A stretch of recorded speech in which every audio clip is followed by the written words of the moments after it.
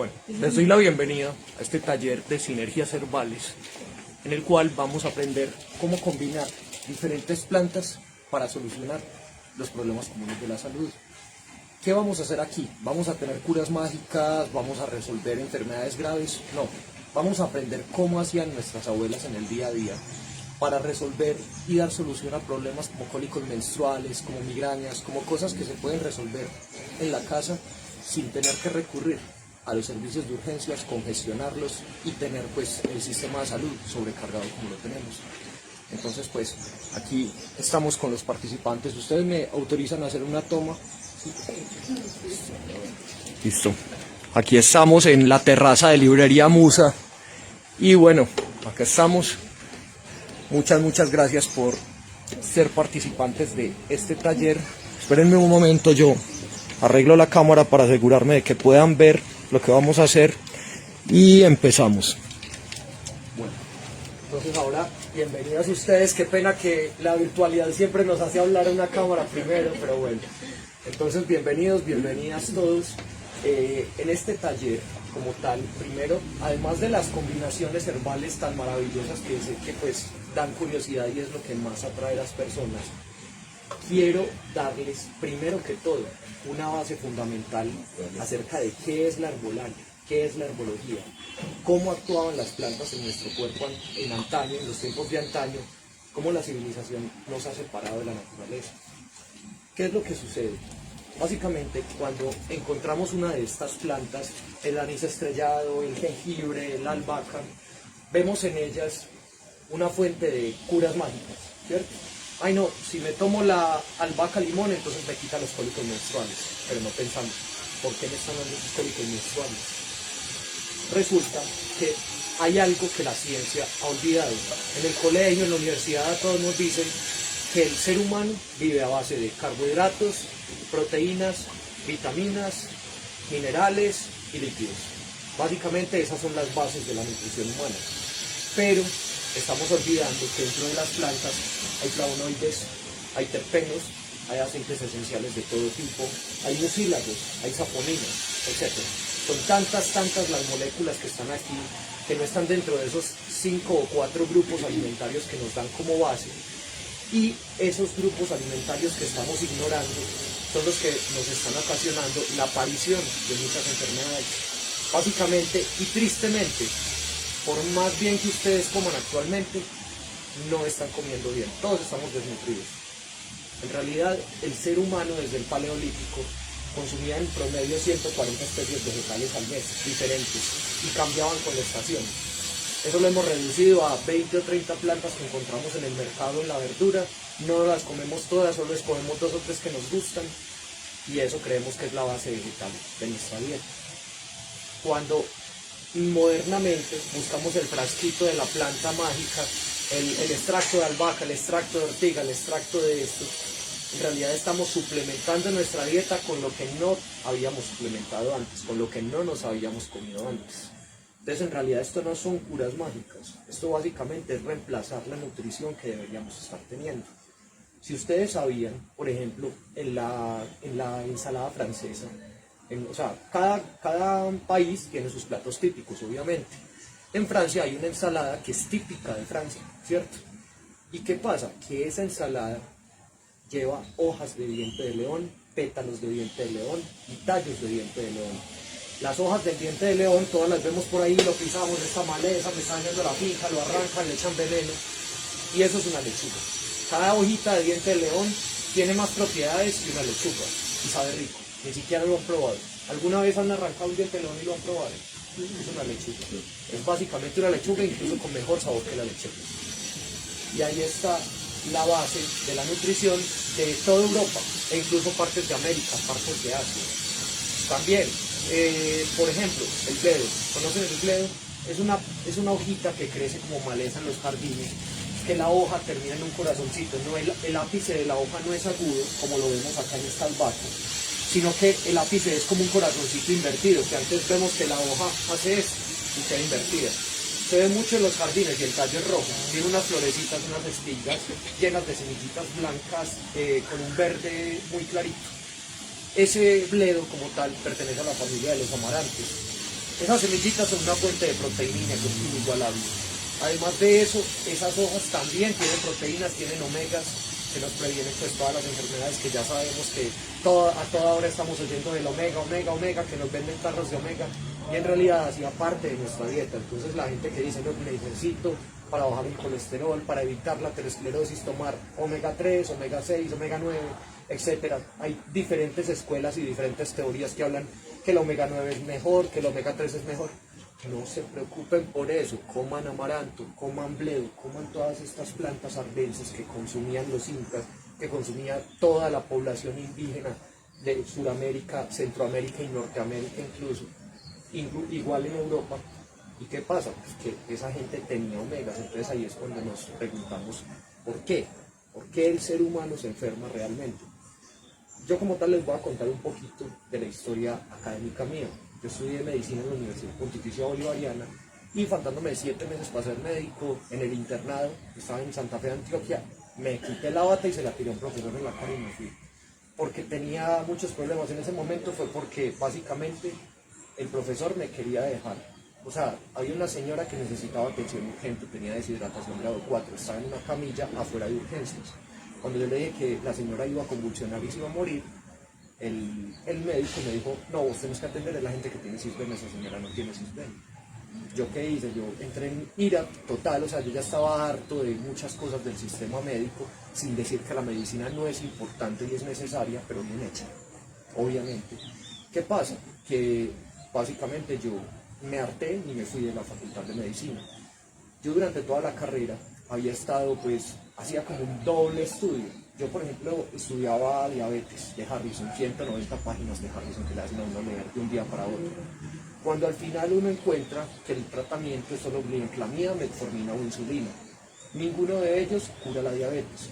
Todos simplemente bajan la glicemia, la persona igual recibe efectos secundarios del fármaco, igual sigue recibiendo los efectos deletéreos de la diabetes porque no está curada y por lo tanto la persona siempre termina con pie diabético, retinopatía diabética, muy mal, igual tomando las pastillas. Entonces yo decía, pero entonces yo para qué estoy estudiando si igual no estoy logrando eso que queremos. Teníamos casos en la clínica bolivariana de gente que era una señora con un pie diabético que ya le habían amputado parte del pie y todavía seguía una bacteria comiéndosela porque el pie diabético estaba demasiado avanzado. Las glicemias eran de 400, 500, 600 y no había un hipoglicemiante que lo controlara. Entonces, ¿qué pasa?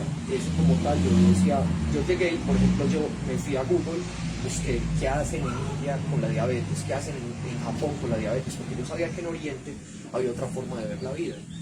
Cuando yo me encontraba que básicamente en todo el Oriente habían clínicas especializadas que mostraban estudios clínicos con método científico totalmente bien aplicado, que mostraban que la momórdica charantia, por ejemplo, te ayudaba, que la vida inspilosa te ayuda, que la cúrcuma es un gran hipoglicemiante, que el jengibre, aquí lo tenemos, es un gran hipoglicemiante.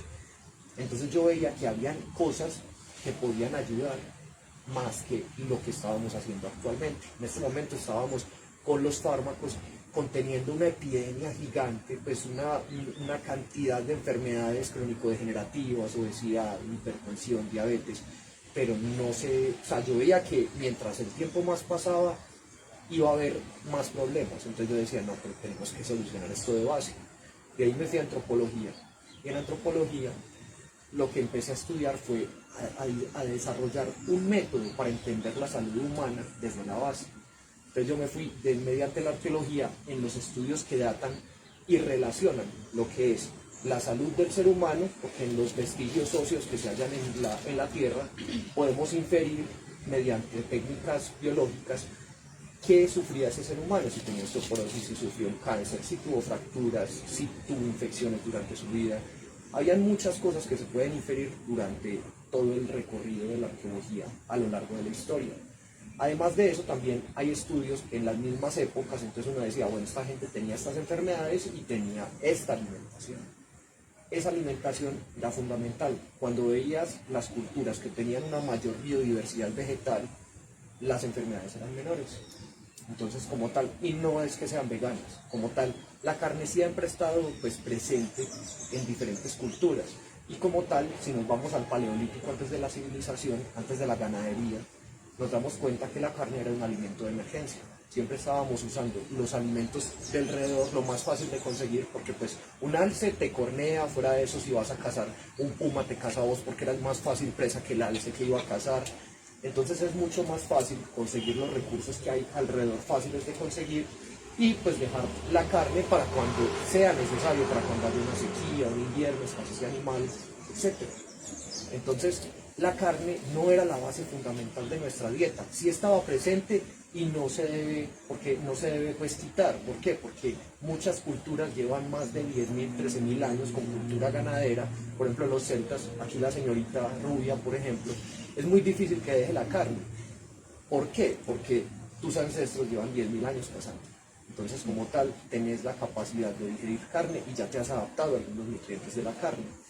Entonces, hay muchas, dependiendo del fenotipo, dependiendo de nuestros ancestros, no podemos generalizar, todo el mundo debe ser vegano, todo el mundo debe ser carnívoro, no. Cada genética humana tiene unas claves fundamentales que hablan de sus ancestros que consumían, pero todos consumíamos muchas plantas, eso se los puedo decir, a no ser que haya un esquimal acá. Si son de los esquimales inuit, pues solo comen grasa de foca y pescado y ballena, pero de resto, todas las culturas, y de hecho, mueren a los 50 años con colesterol, triglicéridos e infarto por esa dieta tan baja de vegetales. Entonces ahí vemos que las culturas nos hablan de que la base fundamental es esto. Entonces, ¿qué pasa? Aquí como tal no vamos a tener curas mágicas, vamos a tener es una suplementación que debería tener nuestra dieta y eso nos lleva a resolver problemas sencillos y de hecho lo principal, a prevenirlos. Entonces como tal vamos a empezar con el taller, vamos a empezar a identificar estas plantas y les voy a hablar por qué están como están. Esta como tal es albahaca, Ocimum basiliscum. Esta como tal, hoy no pude conseguir albahaca limón. La albahaca limón tiene una Ocimum citriodorum, son dos especies pues hermanitas. La Ocimum citriodorum o albahaca limón, la única diferencia que tiene con esta es que la hoja es mucho más pequeña, no tiene hojas tan grandes.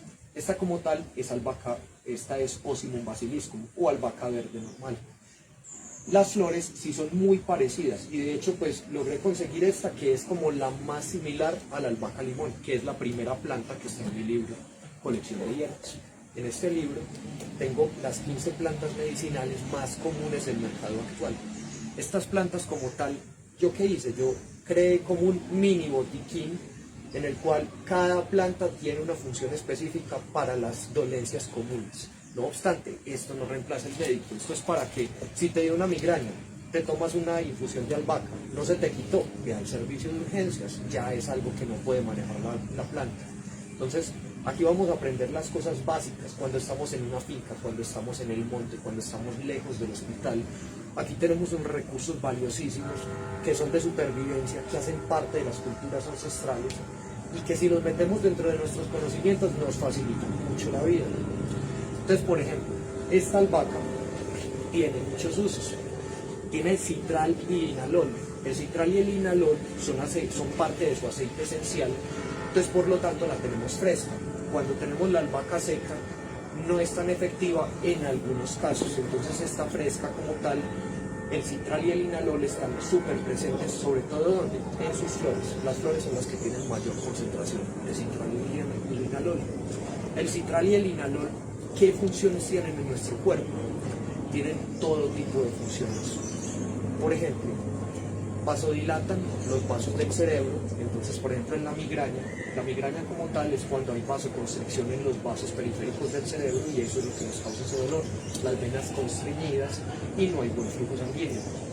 Esta planta como tal en infusión vasodilata y te da muy buenos resultados a la hora de mejorar una cefalea, una migraña no complicada obviamente.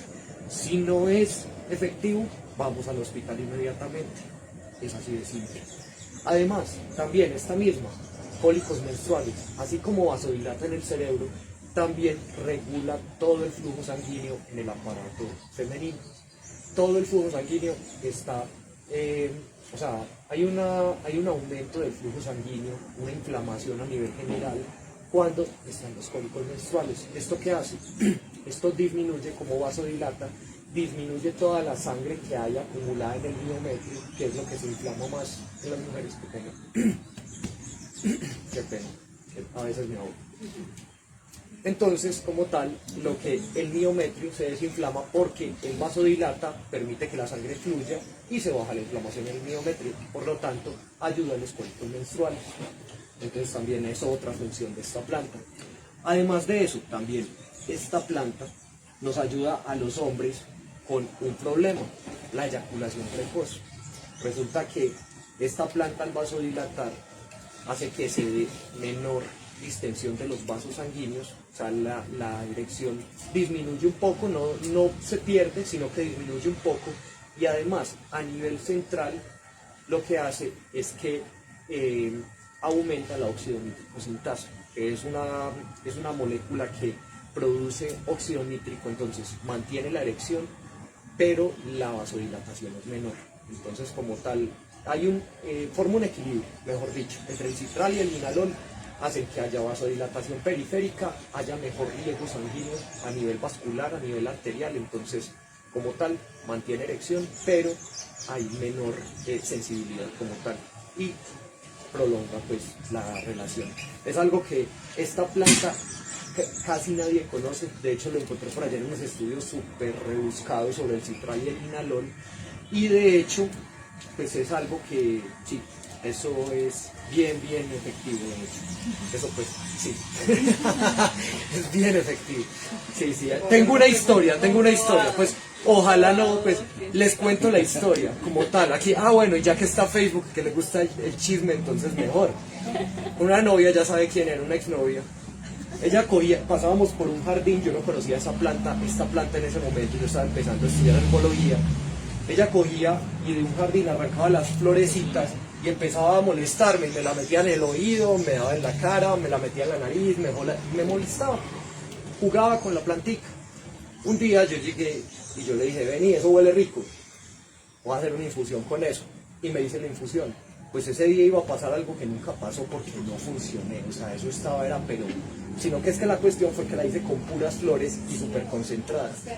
Fue tanta la curiosidad que por eso encontré el estudio por allá que decía que es que, a ver, por un lado vasodilata las venas y por otro vasodilata las arterias. Entonces, si llega buena sangre al pene, pero si tienes una erección demasiado grande, si tienes una dosificación demasiado alta, lo que sucede es que también se da vasodilatación venosa y las venas son las que evacúan la sangre. Por lo tanto, tumba la erección completamente. De hecho, también es algo de broma que las mujeres utilizaban en el pasado. En Francia la utilizaban para cuando no querían tener relaciones con el marido. Le daban de esto y el marido no funcionaba. Entonces es una cosa que se da en la tradición francesa. ¿Es el mismo, ¿cómo se llama? Albacón? Sí, pero la que la que está descrita y de la que más tiene propiedades que les estoy hablando, este es el albacón, que es de hoja grande. Sí. Pero la que les estoy hablando específicamente se llama albahaca limón, es igualita a esta, las flores son igualitas y las hojas son un poco más pequeñas, es la única diferencia que tiene. ¿La albahaca limón también puede ser morada o esa es otra diferente? No, esa es la albahaca morada, o esa también se llama Ocimum sanctum o albahaca sagrada o tulsi en la medicina ayurvédica. La albahaca morada o albahaca sagrada, de hecho la voy a traer abajo. Esperen, pues, ¿será que ahorita la vemos? Ahorita al final tenemos.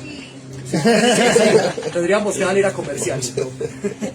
Bueno, como tal, la albahaca sagrada o albahaca morada también es otra gran planta. De hecho, también tiene funciones parecidas a esta, pero sí se diferencia en que las flores antes son afrodisíacas, entonces aumentan ostensiblemente la parte sexual.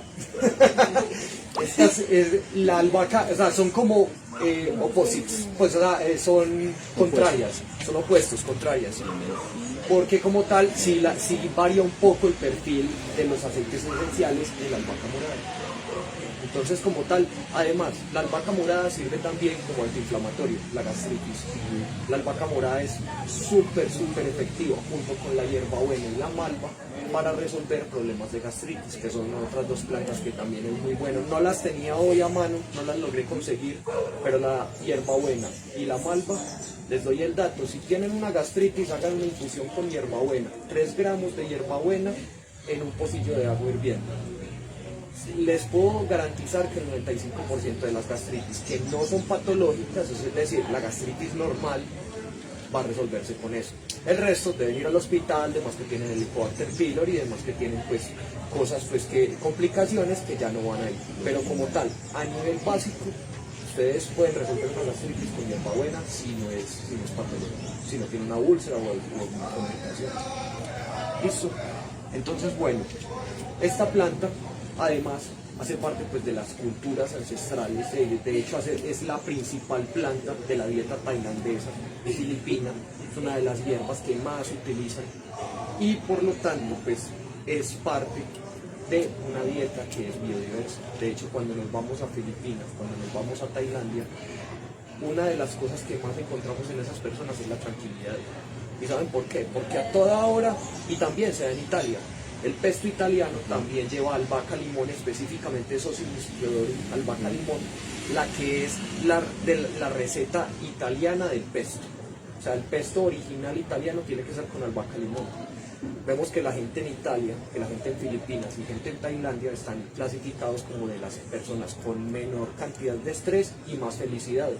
Y es porque esta albahaca también elimina la ansiedad. Si uno es ansioso, si uno tiene taquicardias, palpitaciones, pues no las que son obviamente provocadas por la ansiedad, pero si sabemos pues que si tenemos síntomas cardíacos graves, como por ejemplo un dolor precordial, algo así, obviamente vamos al hospital inmediatamente. Pero hablo de la persona que es nerviosa, que siempre dicen, ay no, es que el corazón me palpita, siempre está ansiosa, le sudan las manos, que es la persona que ya tiene su cuadro de ansiedad diagnosticado por el psiquiatra o por el psicólogo. Esas personas se pueden beneficiar con esta plantica, no obstante tienen que seguir su tratamiento, pero esta planta les ayuda a regular. Además de eso, insomnio, si tienen insomnio utilicen las flores, 3 flores en infusión por pocillo de agua es casi que buenas noches, equivale a buenas noches, así de sencillo, para la mayoría de personas. Si es un insomnio que no se resuelve con 3 flores de esto, vayan, busquen tratamiento porque pues es algo que lo amerita. Con 3 inflorescencias. Sí, Completicas. Completicas, Ya. 3 florecitas completas, inflorescencias como tal. Como todo el palito. Todo el palito, o sea, no. Sí, Eso en la albahaca. Ah, bueno, eso es algo que me preguntan en Facebook. ¿Cuál es la flor? La flor no es cada pedacito de estos o cada petalito. La flor es todo esto. Aquí, por ejemplo, en la parte de abajo, vemos que la planta tiene pues o sea, se podría asumir que esto es una florecita, esto es otra florecita. No. La inflorescencia o flor es completa. Es toda la extensión de la inflorescencia equivale a una flor. Entonces 3 inflorescencias completas para insomnio. Bueno, además de eso, entonces bueno, terminamos aquí con la albahaca. Vamos al jengibre. El jengibre, tradicional de la medicina china, tradicional de la medicina ayurvédica y de todo Asia, de hecho también es súper común en Tailandia, Filipinas, y todos estos países tienen sus sistemas de medicina tradicional que lo utilizan. Cristiano, ya te hablo. Este jengibre como tal, este jengibre es una planta que pues conocemos en el medio como algo rico, algo que sabe rico. Bueno, de hecho, ya todos tomaron bebida de jengibre. Sí. Bueno, este jengibre no es solo una bebida rica, de hecho también, ¿por qué les dije jengibre al principio? Para activar sus papilas gustativas. Ahorita vamos a empezar a probar, a oler, a sentir las hierbas tradicionales para que pues tener una experiencia olfativa y gustativa. Este jengibre como tal les prepara las papilas gustativas para poder sentir los sabores de las hierbas. Entonces este jengibre, además, ¿qué usos tiene? Pues es una super planta. El jengibre como tal, primero que todo, hay un mito sobre el jengibre, y es que dicen que los hipertensos no pueden tomar jengibre. ¿Es cierto y no es cierto? Vamos a definir cuándo sí y cuándo no. Los hipertensos, hay 2 tipos de hipertensos, la hipertensión leve y controlada y la hipertensión que ya tiene riesgo de complicaciones como ACVs o accidentes cerebrovasculares, aneurismas, etc. Cuando hay factores de riesgo y cuando la hipertensión es no controlada, que la persona hace crisis hipertensivas, que tiene unas hipertensiones por encima de 200, esas personas no deben tomar jengibre. ¿Por qué? Porque un aumento leve de la presión arterial puede hacer que se reviente un aneurisma en el cerebro, un aneurisma aórtico, etc. Entonces, o que se desate una crisis hipertensiva, una emergencia hipertensiva. En esos casos es mejor no tomarlo. ¿Por qué? Resulta que el jengibre, en otro caso, en la persona que está controlada, con hipertensión leve, controlada, que dicen, bueno, tengo presión arterial sistólica de 150, 140, que ya está haciendo hipertensión, que ya están empezando con el tratamiento, pueden complementar su dieta con el jengibre. ¿Por qué? Porque el jengibre resulta que cuando entra en el organismo, en los primeros 10 a 15 minutos produce una hipertensión transitoria y aumenta en 10 milímetros de mercurio. Entonces esos 10 milímetros de mercurio en una persona que tenga un aneurisma pueden ser fatales, puede estallar. Pero en una persona que no tiene que simplemente tiene una hipertensión controlada, los primeros 10 minutos sube, luego baja y llega a un punto basal incluso menor del que estaba anteriormente. Entonces la persona está en 140, 150 de presión arterial, que ya está pues patológica. Lo que hace es que la lleva a bajar a 130, 120, a 110 y lo lleva a un estado basal, entonces lo regula. Entonces lo peligroso es ese primer pico del jengibre. Pero como tal, las personas que tienen hipertensión controlada, si lo toman en nivel de vez en cuando, aquí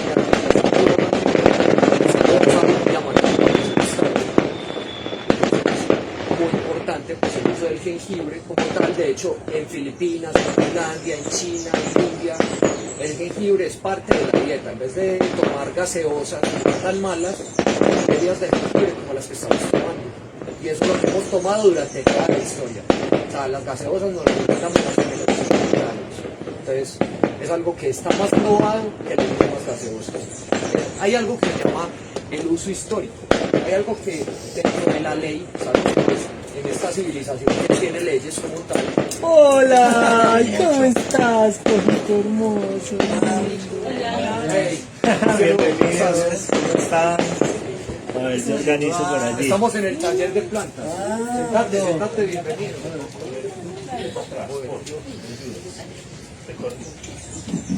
Que tengamos espacito acá. Y vamos. Hola. ¿Cómo estás? Hola, muchas gracias. Estamos aquí en un intermedio, acaba de llegar otro invitado, entonces, bueno, ya sigo hablando. Espérenme que, ay, es que eso está lleno de comentarios. Eso está lleno. Bueno, los que me están comentando, luego del live, ahí quedan los comentarios, ya les respondo todo y estén pendientes porque vamos a estar haciendo más live. Me quedan 3 costeñitas y te canté si alguien quiere cervecita. Costeñita para vos. Bueno, estamos aquí en un intermedio, mientras que pues repartimos bebidas para todos, entonces esperemos un momento, ténganme paciencia para continuar. Hola, ¿cómo estás?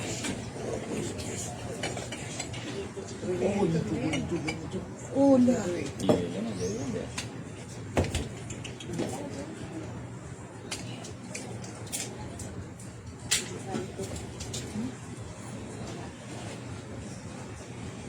Algo está apagado. A propósito de la albahaca limón.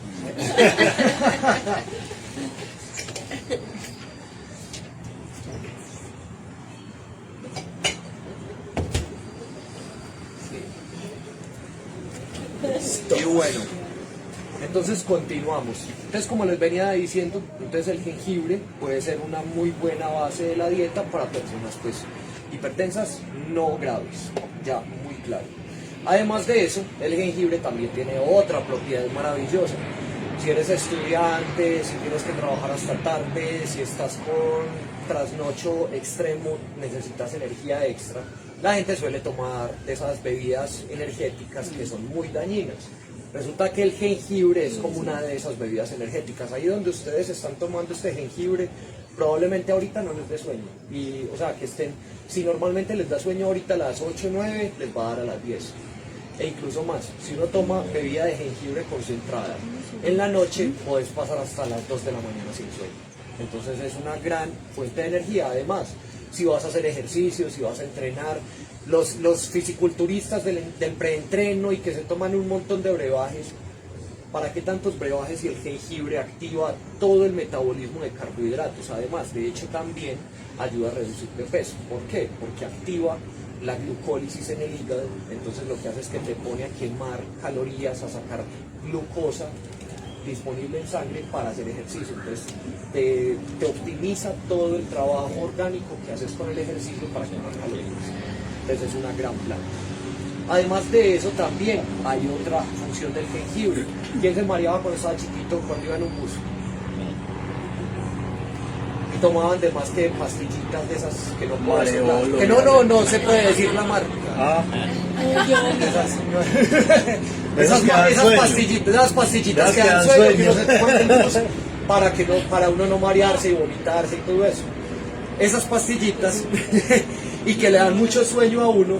De hecho, el jengibre también le da eso mismo. De hecho, en las caravanas romanas, en las caravanas griegas, el jengibre lo descubrieron cuando iban a Oriente. Por ejemplo, cuando Alejandro Magno llegó a Oriente y conquistó todas esas tierras, se fue maravillado con las plantas que habían allá, y una de esas fue el jengibre. Mandó a plantar jengibre en toda Europa, en todos los jardines. Él tenía jardines medicinales en toda Europa.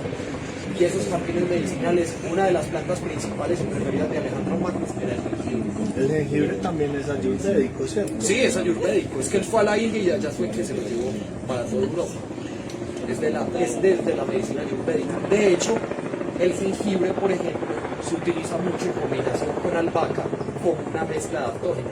Las albahacas en general, la albahaca morada que me mencionaste ahorita, esta albahaca Ocimum basiliscum normal o albacón, la albahaca Ocimum citriodorium, albahaca limón, todas combinan bien con el jengibre. Tienen unos efectos digestivos, para una indigestión, una comida pesada, que me cayó la comida pesada, una combinación de albahaca limón con jengibre es excelente, es un gran digestivo. De hecho, el jengibre también por sí solo es digestivo, aumenta la producción de ácido, o sea, estimula las células parietales, así como la histamina para la producción de ácido. Entonces, si ustedes tienen digestión lenta, si necesitan producir ácido, el jengibre ayuda con eso. Entonces, pone la digestión más eficaz.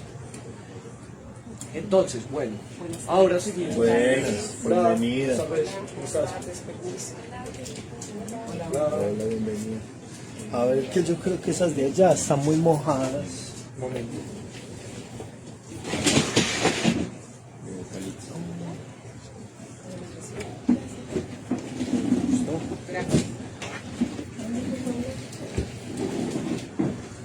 Esperamos un momento que los nuevos invitados están acomodándose. Ya vamos.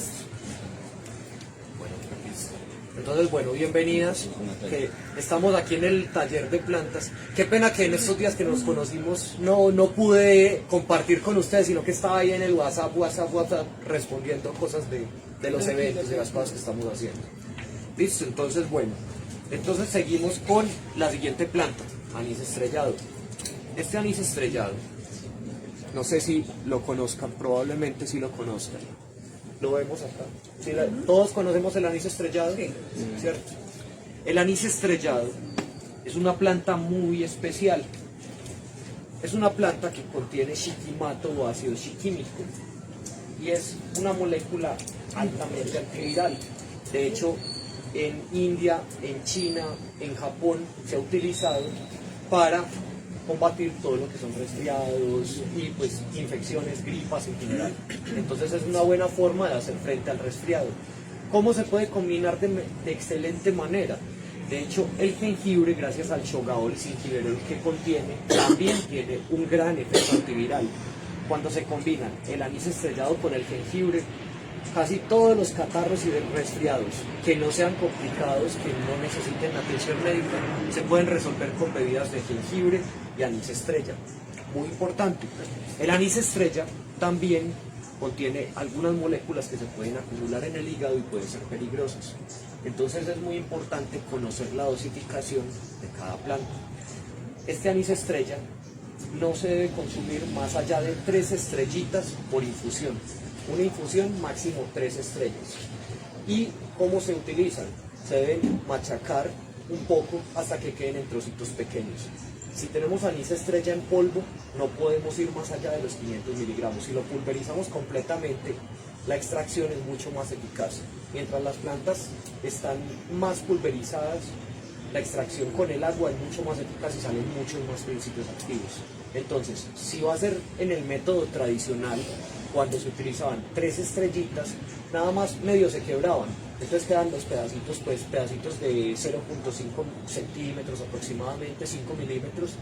Esos pedacitos son los que se utilizaban, qué pena, eran los que se utilizaban en la infusión tradicional. No obstante, ahora nos pueden vender anís estrellado en polvo, totalmente pulverizado, con máquinas.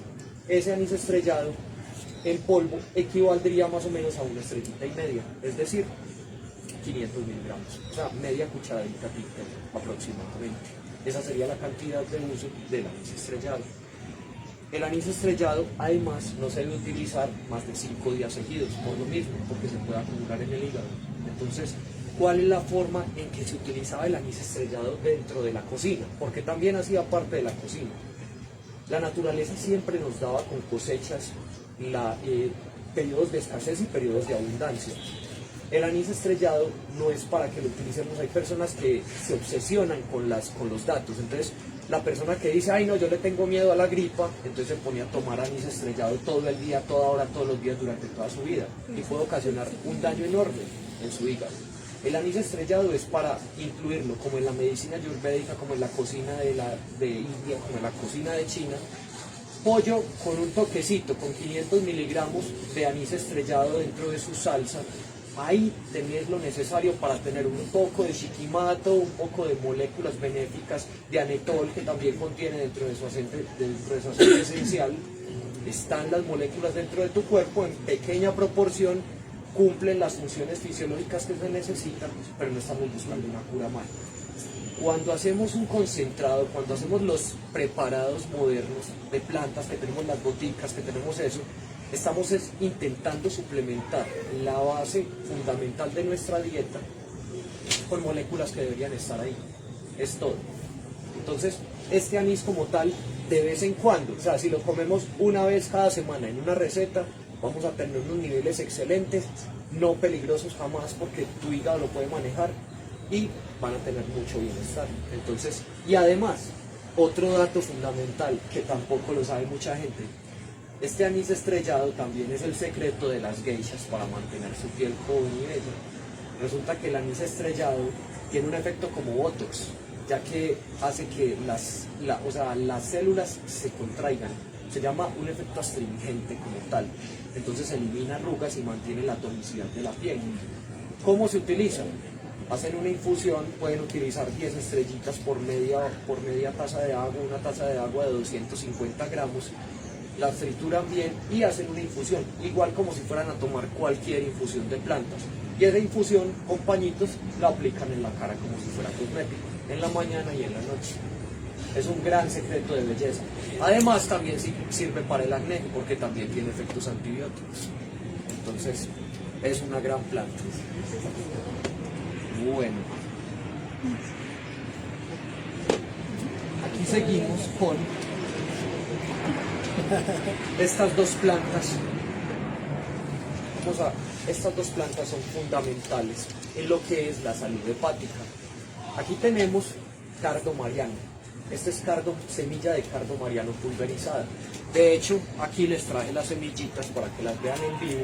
El que quiera puede masticar una semillita y probar el polvo de la semilla para que vean pues o sea, para que comprueben que en realidad, porque es muy importante que aprendamos a distinguir las hierbas en su pureza real.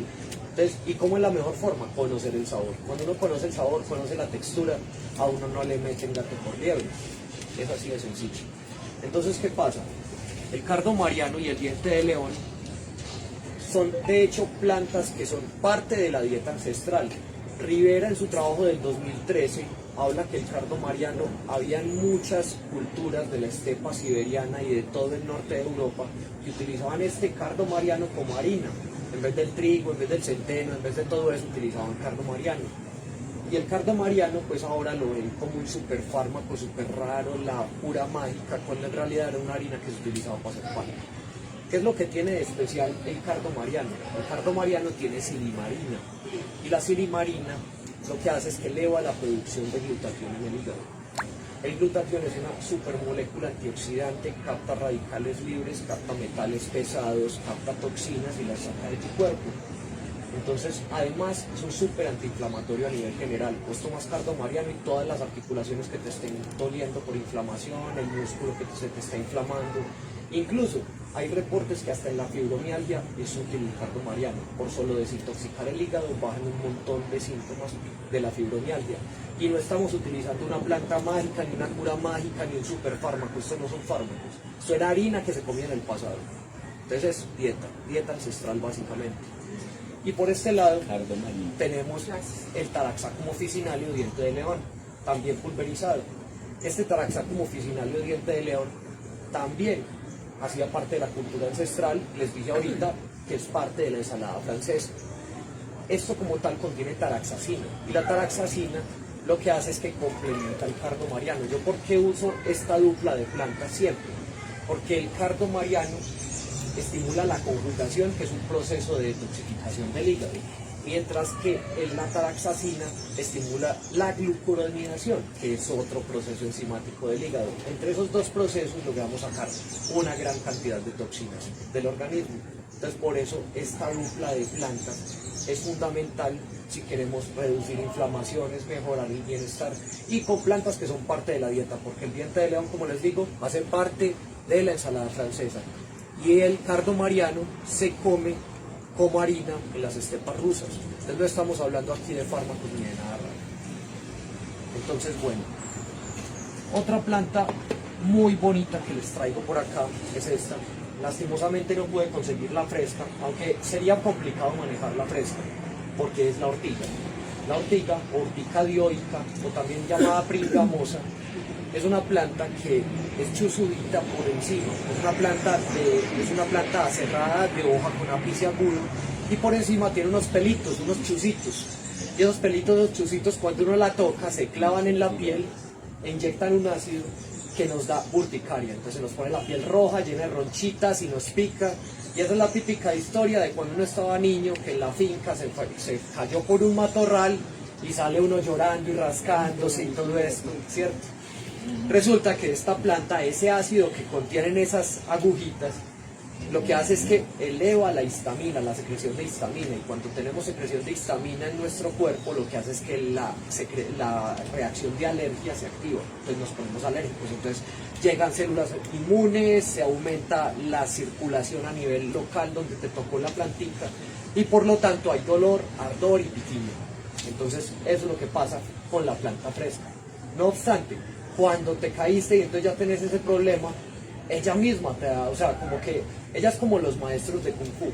En Oriente hay una historia, y es que decían que a los maestros de Kung Fu primero les enseñaban medicina y osteopatía, y les decían, tú antes de aprender cómo dislocar un brazo en una llave, tienes que saber cómo curarlo, para hacer un yin yang. Ellos siempre mantienen el Tao, el yin yang, dentro de su filosofía. Entonces ellos decían, primero tienes que saber curarlo antes de saber cómo lesionar a la persona. Asimismo, en la ortiga sabe cómo lesionarte, pero cuando tú llegas y la secas, o coges esa misma ortiga con la que te chuzaste, la cortas y la llevas a agua hirviendo y la haces en infusión, sea seca o fresca en infusión, te lavas con el agua y adiós alergia. Pero asimismo, también si tocaste una pintura, te echaste un químico, un producto, un champú, una crema que te dio alergia, coges esa agüita de ortiga que hiciste, te la aplicas y te quitas la alergia. Entonces todo tipo de alergias son efectivamente controladas con la ortiga, y así era que se hacía en el pasado.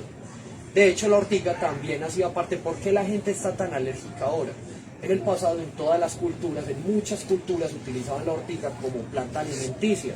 De hecho, en España tenemos la sopa de ortigas. La sopa de ortigas es una sopa que vos podés pedir en algunos restaurantes tradicionales. Y de hecho, sabe muy rico. La ortiga, cuando uno la cocina, es una gran fuente de hierro. De hecho, la gente que se preocupa por la anemia, ¿de dónde saco fuentes de hierro?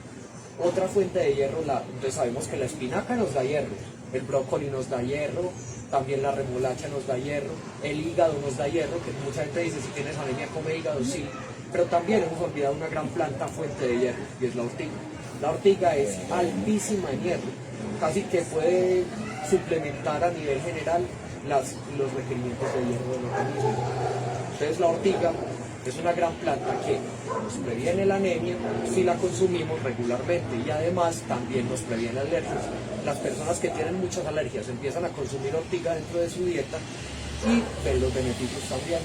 Entonces también es una gran planta a nivel de alergia. No obstante, también es una planta de rescate. Es una planta que en la antigüedad se utilizaba en casos de alergias graves. Cuando la gente empieza, por ejemplo, a ahogarse, que comieron mariscos, empiezan con broncoconstricción, con todo esto, pues, estos síntomas de choque anafiláctico como tal, que es una alergia exacerbada donde las vías respiratorias se constriñen, eso amenaza la vida. De hecho, una vez una amiga fue a San Andrés y comió mariscos, y ella no sabía y era alérgica. Y empezó a ponerse roja de pies a cabeza, de todo, y empezó como con problemas respiratorios. En ese momento fue al hospital y el hospital estaba cerrado porque había huracán. Entonces no había cómo. Y me llamó, me dijo, ¿qué hago? Yo conseguí ortiga, tómate una infusión de ortiga. El novio fue por allá, atravesó la ciudad, atravesó la isla y encontró la ortiga y se la llevó. Efectivamente, ella me dijo pues, que fue un milagro, o sea, casi que ella dice que le salvé la vida con eso. Yo no creo pues tampoco, eso se la salvaría la planta o Dios, yo no sé qué, pero como tal es una gran planta de emergencia en caso de que estemos lejos del hospital. O sea, lo dejo muy claro, si hay un choque anafiláctico y estás aquí en Medellín con los hospitales abiertos, anda al hospital, obviamente. Pero si estás lejos del hospital, no hay servicios médicos, la ortiga te puede salvar en un choque anafiláctico. Entonces, y esto era lo que usaban nuestros ancestros en las selvas, en todas las culturas, porque de hecho la ortiga viene desde Europa, aunque aquí también tenemos algunas ortigas autóctonas de nuestra tierra. Entonces ha sido utilizada en casi todas las culturas. Bueno, seguimos. Por aquí tenemos esto que se llama raíz de valeriana. Quiero que la huelan para que aprendan a reconocerla. Tiene un olor bastante penetrante y es desagradable un poco para algunas personas. Algunos dicen que huele como a pecueca. Para reconocer una buena valeriana, ¿cómo lo deben hacer? Por ese olor. Si no huele a pecueca, no es valeriana. Y mientras más huele a pecueca es porque la raíz está más fresca y mejor. Entonces, eso, mientras más fuerte y penetrante huela, mejor. Ese es el olor de la valeriana. Resulta que la raíz de la valeriana es una planta, es una gran raíz que, como tal, bueno, comúnmente la conocemos para el sueño. Todo el mundo dice, ¿tienes insomnio? Toma valeriana. Sí, ese es el uso común que tiene. Pero básicamente los valepotriatos de la valeriana son unas moléculas mágicas que van más allá de un simple sedante o para mejorar el insomnio. Los valepotriatos de la valeriana, que son unas sales que están contenidas dentro de esa raíz, lo que hacen es que se unen a los receptores de las benzodiazepinas en el cerebro y por lo tanto pueden reemplazar lo que son fármacos como diazepam o clonazepam, todo eso. De hecho, en este momento están utilizando en Europa algunos extractos de valeriana para disminuir la adicción a las benzodiazepinas. Gente que se vuelve adicta al clonazepam, diazepam, etcétera, los manejan con esta valeriana, lo están haciendo en Europa actualmente. Además de eso, también se utiliza en casos de abstinencia a fármacos, gente que toma por ejemplo el Vicodin o la oxicodona o el fentanilo que les producen síndromes de abstinencia. La valeriana es una medida que les puede ayudar, no obstante no es una solución mágica, no quita todo, pero ayuda. Los perros pueden tomar de esa infusión de valeriana. Los perros se les puede dar. Los perros sí, pero no te... A ver, mira, yo tengo... Mi conocimiento es básicamente en humanos. En animales he estudiado por encimita algunas cosas, pero entonces no me atrevo a asegurar el dato como tal, pero sí vi una infusión de una tintura de valeriana para perros que utilizaban sobre todo en diciembre para los sustos de la pólvora. Como tal, por ver esa presentación, te digo que tal vez sí sea útil, pero no te podría decir dosificación, no te puedo decir efectos secundarios. Tengo poco conocimiento sobre animales. Bueno, entonces seguimos con... bueno, ¿para allá atrás? Ya. Bueno, entonces resulta que esta valeriana entonces se utiliza en todos estos casos del sistema nervioso central y además también tiene una cosa fundamental, es una gran amiga de la piel de la mujer. A pesar de que huele asqueroso, si te echas una infusión de valeriana en la piel y tenés acné, casi que puedes resolverlo si es de origen bacteriano. Tiene unos componentes antibióticos bastante potentes. Además, contiene aceites esenciales que humectan y nutren la piel súper bien. Una de las cosas que pasa en el acné también es lo que les digo, la desnutrición, porque no estamos consumiendo todo lo que estaba presente en la dieta ancestral llena de plantas. Entonces, la piel muchas veces el acné es problemas de que le faltan algunos nutrientes, algunos óleos, o sea, algunas grasas, algunas proteínas, vitaminas. Y esta valeriana es como un suplemento perfecto para la piel. ¿Cómo lo hacen? Esta valeriana, ¿cómo la vamos a preparar para infusión? Básicamente es muy potente. Podemos con unas tijeras y empezamos a cortar la planta de esta raícita. Uno con unas tijeras y corta así la puntica, con paciencia o con unas tenazas de jardinería, volverla lo más pequeñita posible. Cuando tienes unos buenos trocitos, aproximadamente la porción es una cucharadita tintera de raíz troceada. Aproximadamente vos llenas la cucharadita tintera con la mitad de la raíz. Esa cucharadita tintera era lo que utilizaban los antepasados como para un insomnio normal. ¿Cómo se utiliza? Vamos a aprender a hacer una buena infusión nopal. La infusión se trata de extraer todos los principios activos de la planta de manera estructurada con respecto a la temperatura. Vamos a llevar el agua hasta una ebullición de 100 grados. ¿Cómo sabemos que el agua está a 100 grados ebulliendo? O bueno, 95, 96, dependiendo de la altura al nivel del mar donde nos encontremos. Pero por encima de 95 grados, todas las moléculas de las plantas casi que son extraídas inmediatamente de las células. Las células explotan y todas las moléculas salen. Pero casi todas las moléculas se mantienen estables. Las vitaminas, por ejemplo, sí se destruyen a temperaturas muy bajas de 36 grados, de 40 grados, pero lo que son los flavonoides, los terpenos, los mucílagos, las saponinas de las plantas, que es lo que más utilizamos, son muy estables y se empiezan a destruir a los 140 grados y de ahí para arriba. Entonces, cuando hacemos una infusión, echamos los trocitos de la planta en el agua hirviendo y lo que va a pasar es que inmediatamente aplicamos la planta y el agua está hirviendo, que tenga burbujas, o sea, que tenga cadeneta de burbujas. ¿Cómo sabemos que está a 100 grados? Que miremos y se vea una cadeneta de burbujas o varias saliendo desde el fondo. Si no hay esa cadeneta de burbujas, el agua todavía no está a esa temperatura. Entonces, echamos la planta que vamos a extraer e inmediatamente retiramos del fuego, le ponemos una tapa y dejamos 15 minutos reposando. ¿Qué va a pasar en esos 15 minutos?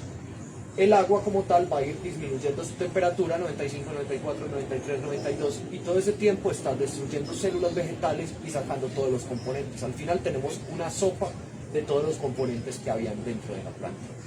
Luego de esos 15 minutos, bueno, ¿por qué es importante la tapa? Porque los aceites esenciales se evaporan y se nos van con el vapor. Entonces, al poner la tapa estamos haciendo casi que una condensación o una destilación indirecta, donde el vapor se condensa en la tapa y vuelve y cae junto con el aceite esencial. Es muy importante eso. De hecho, una práctica que yo siempre recomiendo para una infusión: cuando quites la tapa, la inclinas y dejas que toda el agüita riegue, baje ahí mismo, no la botes. Hay gente que la quita y botan la tapita, ahí botan un montón de aceites esenciales. Entonces es muy importante esa agüita que queda, recogerla. Entonces, bueno, ¿cómo podemos también combinar la valeriana? La valeriana, como les digo, con una cucharadita tintera o lo que serían 800 miligramos aproximadamente de raíz de valeriana, es una dosis ancestral pues, que es suficiente, es muy efectiva. Pero hay personas que, por ejemplo, dicen, no es que yo tengo esa ansiedad todo el día, yo no quiero dormir, pero sí estoy ansioso. La valeriana también ayuda a la ansiedad. Y ya habíamos visto una planta que también se usa para la ansiedad, y es la albahaca.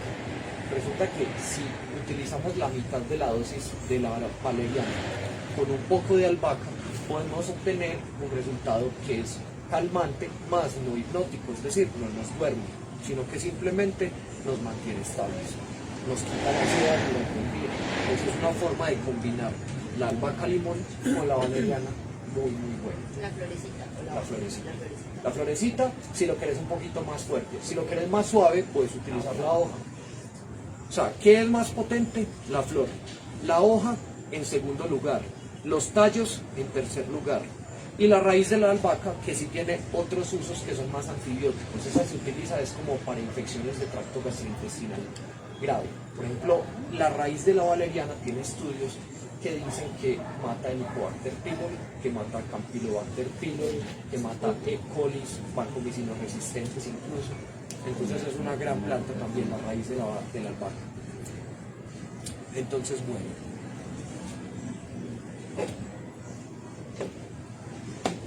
Aquí seguimos con otras plantas.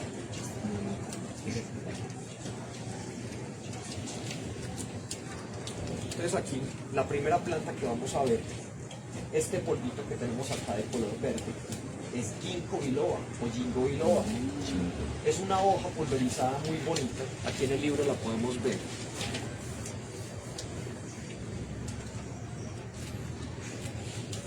Este es el ginkgo biloba.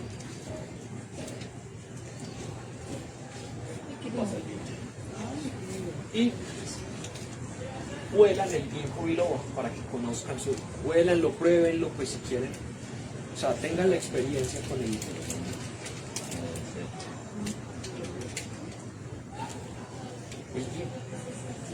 el ginkgo biloba. Es una planta que es milenaria en la tradición china. De hecho le llaman el árbol de la inmortalidad allá en China. ¿Y por qué? Resulta que los ginkgólidos han sido estudiados para miles de cosas y para todo resulta tener alguna efectividad. Entonces, son antibióticos, de hecho, también eleva las defensas. Entonces, por ejemplo, el ginkgo biloba se utilizaba en catarros e incluso en neumonías en la antigua China. Entonces, en caso pues, de uno estar lejos del hospital, en una finca, si uno tiene de pronto un árbol de ginkgo biloba, sería maravilloso que plantaran ginkgos acá en Colombia, que son muy pocos los que hay, son pocos ejemplares. Ese ginkgo es una fuente, de hecho, también de nutrición. El ginkgo, casi todos conocemos las hojas, pero también da unos frutos que son como unas uvitas. Esos frutos sirven para hacer jugo y además son hepatoprotectores. Entonces es una gran planta como tal. Además de eso, el ginkgo biloba se ha demostrado también en estudios que previene el Alzheimer y ayuda en el tratamiento del Alzheimer. Además de eso, también mejora la memoria. Es la planta de la memoria. De hecho, yo lo como todos los días. Eso yo como ginkgo a toda hora, porque es la que lo mantiene a uno guardando buena información en el cerebro. Es excelente.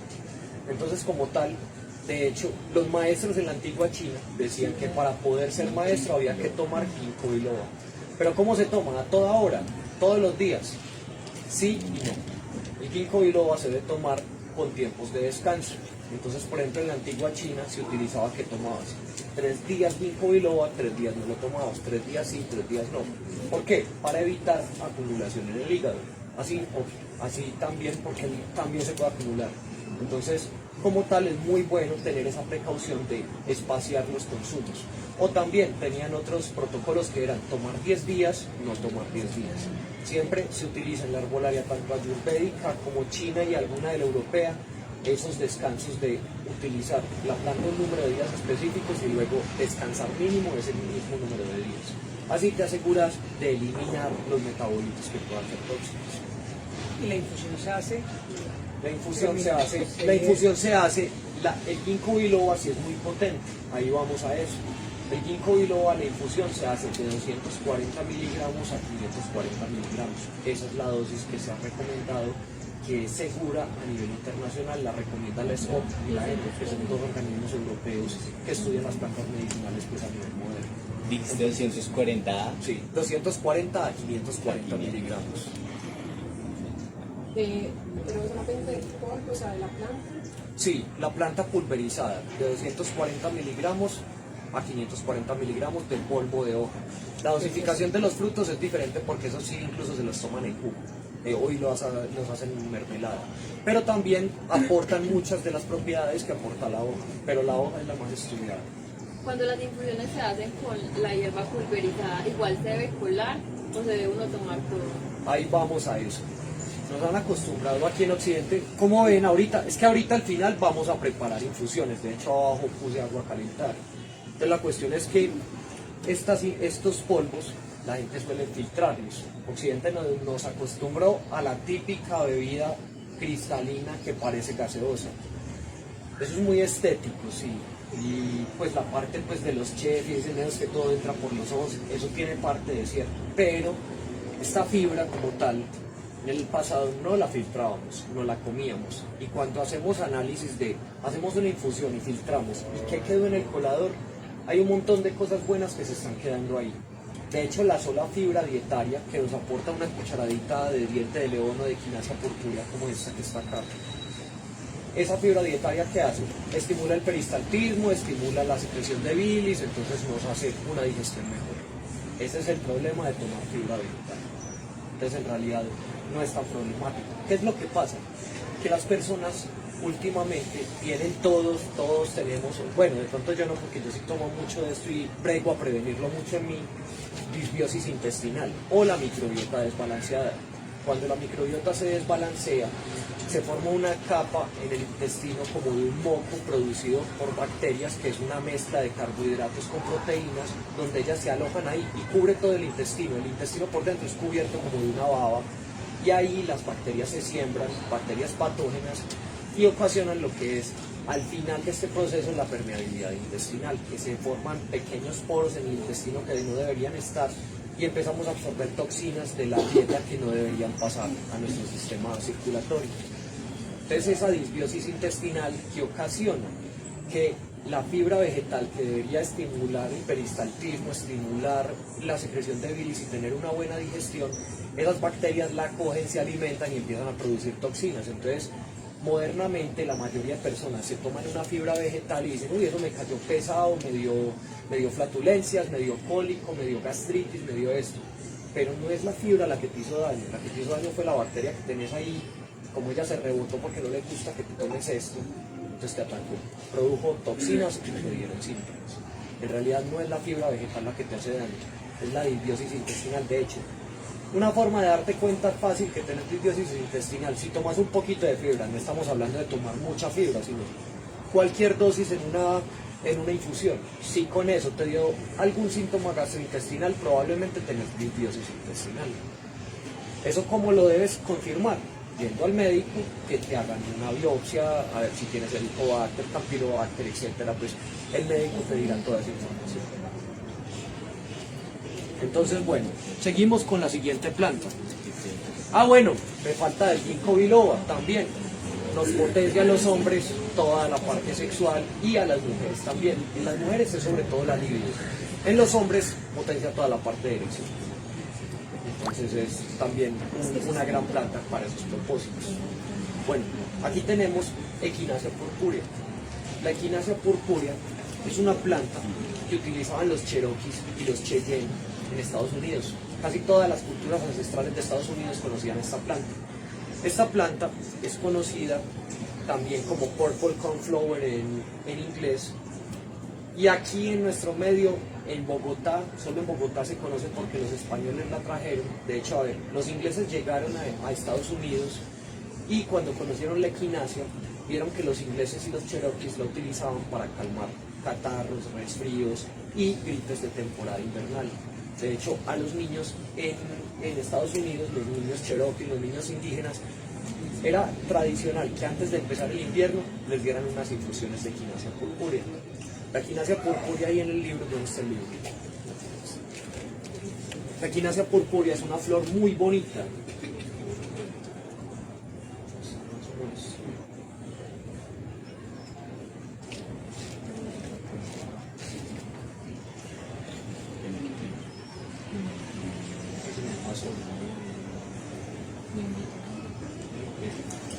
flor, esta es la flor, esta es la equinacia. Y los pétalos son color fucsia, muy bonitos. Más en el libro para que la vean. La equinacia purpúrea es de pétalos fucsia muy bonitos, es una flor muy exótica. Y como tal, pues, como les digo, tiene propiedades antivirales, tiene propiedades antibióticas. De hecho, también la utilizaban mucho las comunidades ancestrales norteamericanas para heridas infectadas. Una herida infectada que no cerraba, ponían emplastos de equinacia purpúrea, tenían una cicatrización enorme. De hecho, la equinacia purpúrea ha sido evaluada actualmente contra múltiples bacterias vancomicino resistentes y otras. Entonces es una planta que tiene gran poder antibiótico y además poder antiviral. También algunos virus que estuvieron de moda hace poco, también los evaluaron y también hay un estudio que comprobó que mataban los bichos de moda. Entonces es una planta que in vitro y en clínica se ha comprobado el uso que le daban los ancestros. Y además de que también tiene propiedades, como tiene propiedades antibióticas y cicatrizantes, lo que es el acné. Infusiones de equinacia purpúrea para el acné es excelente. Además, como también tiene otros componentes que además de ser antibióticos y cicatrizantes, también tiene nutrientes para la piel, humecta, quita arrugas, es un gran tratamiento de belleza. De hecho, en Europa los herbolarios utilizan mucho la equinacia purpúrea para hacer tónicos con esta planta. Entonces, bueno, aquí seguimos con otra joya de Oriente, se llama el ginseng o la planta de la eterna juventud. Ya habíamos visto el ginkgo biloba, que es la planta de la inmortalidad. Esta es la planta de la eterna juventud, el ginseng. El ginseng, pues aquí lo tenemos pulverizado. Este ginseng como tal, empiecen a huélanlo, tengan la experiencia. El ginseng como tal es una planta que es adaptógena. Es una planta que ¿qué quiere decir una planta adaptógena?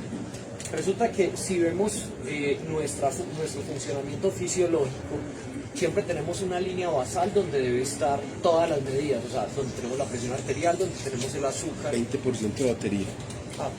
Bueno.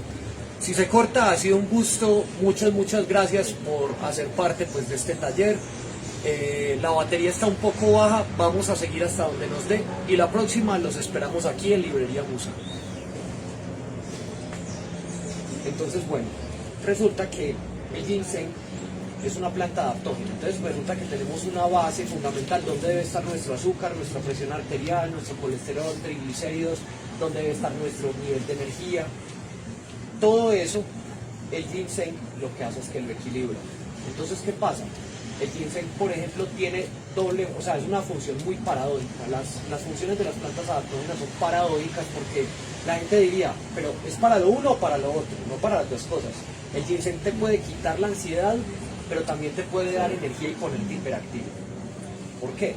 Porque es adaptógena. Si te hace falta energía, te sube la energía. Pero si tienes demasiada y estás así tembloroso y con muchos síntomas de ansiedad, demasiada energía, te lleva al punto basal. Entonces el ginseng va a llevar al punto basal. De hecho, también hay estudios que el ginseng ayuda a regular la glucosa y llevarla a su punto basal. No obstante, no es una cura mágica para la diabetes, pero sí ayuda a mantener los niveles y las personas diabéticas se benefician de esa planta, obviamente complementando el tratamiento con su médico, es decir, que el médico les haga controles de glicemia, que les maneje su insulina y además pueden manejar el ginseng como una ayuda fundamental. Además de eso, también el ginseng es una planta afrodisíaca. Entonces, tanto a hombres como a mujeres nos ayuda en la parte sexual. En la parte del deseo de las mujeres, sobre todo, aumenta la lubricación en mujeres. En los hombres aumenta la capacidad de erección, aumenta la duración y, de hecho, también aumenta la fertilidad. Es una planta que nos vuelve fértiles a hombres y mujeres. Entonces también es por eso se le dice la planta de la eterna juventud, pues era la base cultural de China, mejor dicho. De hecho, por el uso de plantas como el ginkgo biloba, el ginseng, todo eso es que se dice que estas culturas son tan prósperas en población, que tienen unas poblaciones tan grandes porque se reproducen mucho. Son muy efectivos en la parte reproductiva por el uso de estas plantas. Una pregunta, con el ginseng, ¿qué pierde propiedades mezclándolo con otras, como por ejemplo azúcar? Porque es que en Italia se consume un montón, como si fuera café, o sea, lo reemplazan por el café, pero lo hacen como un espeso corto y lleva muchas, o sea, varios como con una alta tasa de azúcar. No sé si de pronto se pierda o... Pues a ver, en realidad estás ahí como haciendo daño. El ginseng como tal te intenta de hecho regular la glucosa. La cuestión es que si lo estás tomando con un montón de azúcar como tal, estarías como contrarrestando. Entonces al final él te intentaría proteger a nivel orgánico de ese azúcar, pero el azúcar estaría ahí presente. Pues como tal pienso que no es, o sea, algo de beneficios pueden quedar después de toda esa azúcar, pero lo ideal sería hacerlo sin azúcar obviamente. Algo de beneficios sí puedes tener, pero no es lo ideal, no es lo ideal hacerlo de esa forma. ¿Y hay horarios que son más como recomendables hacer uso o en general? El ginseng, igual que el jengibre, te da mucha energía, entonces debes tomarlo mejor en la mañana, porque en la noche te deja sin sueño. Gracias. Con mucho gusto. Bueno, vamos a ver ahora esta planta. ¿Dónde está el ginkgo? Resulta que esta planta, ya que habíamos visto el ginkgo biloba y vemos esta nueva planta, pimienta cayena. La pimienta cayena contiene capsaicina y la capsaicina es una molécula que tiene muchos estudios. Es la molécula que nos hace sentir el sabor picante cuando comemos ají, chile o muchas otras especias de Oriente y aquí en Sudamérica. La capsaicina es una planta que nos previene múltiples enfermedades graves, de esas que dan masas, de esas que, bueno, que ya saben que están, qué puntos suspensivos para no decir la palabra, ¿listo? Ya saben qué enfermedades, las que dan masas. Esas enfermedades, la capsaicina las ayuda muy bien a prevenir. De hecho, a nivel estomacal, en México se ha demostrado que el consumo de capsaicina puede ser preventivo de tener masas en el estómago. Entonces es una gran molécula. Además de eso, también regula la secreción de ácido. Muchas personas les da miedo tomar ají cuando tienen gastritis o consumir capsaicina, pimienta cayena, como es en este caso. De hecho, la capsaicina cicatriza las úlceras, ayuda en la cicatrización de las úlceras y además de eso combate el Helicobacter pylori. Entonces, ¿qué pasa? Las personas deberían primero usar, por ejemplo, hierbabuena o malva, que les ayuda a desinflamar, y luego la pimienta cayena, cuando ya no tienen inflamación, puede ayudarles en el manejo de la gastritis. No obstante, con el médico, siempre como acompañamiento al tratamiento. Entonces, como tal, la pimienta cayena tenemos esas primeras funciones. No es solo sabor. Todos conocemos la pimienta cayena y la capsaicina en general, todos los ajíes como sabor. Y son también un complemento fundamental de nuestro bienestar. Además de eso, ¿por qué cogí el ginkgo biloba? Resulta que en la medicina china tradicional, ahora estamos en época de que los trombos están de moda, no sé por qué, pero esos trombos, en la medicina china tradicional, había una fórmula fundamental que unía la capsaicina de diferentes tipos de ajís o de pimienta cayena con el ginkgo biloba. Resulta que otra función fundamental del ginkgo biloba, y se ha demostrado en laboratorios, es que es antiplaquetario o anticoagulante, es decir, inhibe la coagulación de la sangre, pone la sangre más fluida, más líquida y previene la formación de trombos. Entonces, ¿qué pasa? Estas dos unidas, en la antigüedad, en la antigua China, en la medicina china tradicional, se utilizaban para disminuir, prevenir y hasta tratar esos eventos trombóticos. No obstante, gracias pues a Dios que ya tenemos otras medidas, la gente debe ir al hospital pues a tratarse allá porque hay otras medidas. Pero esto se utilizaba en la China tradicional, así que en caso de que el apocalipsis llegara o cualquier cosa llegara y no hubiesen hospitales y hubiese alguien con un trombo, estas dos plantas están ahí creciendo y podrían ayudar. Entonces, aquí tenemos otra gran receta de la medicina china. Bueno, y con esto pues concluimos el taller como tal. De verdad, muchas gracias pues por asistir. Ya vamos a hacer una parte práctica. Los invito a que la próxima vez vengan porque ya viene la parte práctica donde vamos a probar las hierbitas, vamos a hacer infusiones y vamos a tener la experiencia pues de las hierbas. Los invito aquí en Librería Musa, síganme, compartan este video y muchas gracias. Y aquí ya seguimos nosotros. Muchas gracias. Gracias.